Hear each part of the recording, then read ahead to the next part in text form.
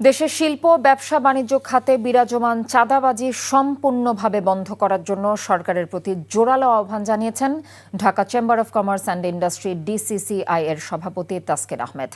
রাজধানীর মতিঝিলে ডিসিসিআই কার্যালয়ের সংবাদ সম্মেলনে এই আহ্বান জানিয়েছেন তিনি। এ সময় দেশের অর্থনৈতিক পরিস্থিতি নিয়ে নবগঠিত সরকারের নিকট প্রত্যাশা তুলে ধরেন সংগঠনটির সভাপতি। ব্যবসায়ী ও বিনিয়োগকারীদের আস্থা ফেরাতে 4টি অগ্রাধিকার বিষয়ে গুরুত্বারোপ করেছেন তিনি। বলেন, আইন শৃঙ্খলা পরিস্থিতির কার্যকর উন্নতি সহ সরকারি খাতে দুর্নীতি নির্মূল এবং স্বচ্ছতা ও জবাবদিহিতা নিশ্চিত করতে হবে।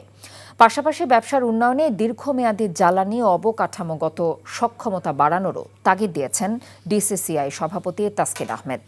পরিস্থিতি কার্যকর উন্নয়ন নিশ্চিত করা, দ্বিতীয়ত সরকারি খাতে দুর্নীতিমুক্ত ও স্বচ্ছ ব্যবস্থাপনা প্রতিষ্ঠা, যারা ইচ্ছাকৃত ঋণ খেলাপি নন তাদেরকে প্রয়োজনীয় ওয়ার্কিং ক্যাপিটাল সাপোর্ট প্রদান করে পুনরায় ব্যবসা কর্মকাণ্ডে ফিরিয়ে আনার উদ্যোগ নেওয়া যেতে পারে। ঋণের সুদ হারকে যুক্তিসঙ্গত এবং সহনীয় পর্যায়ে নিয়ে আসা।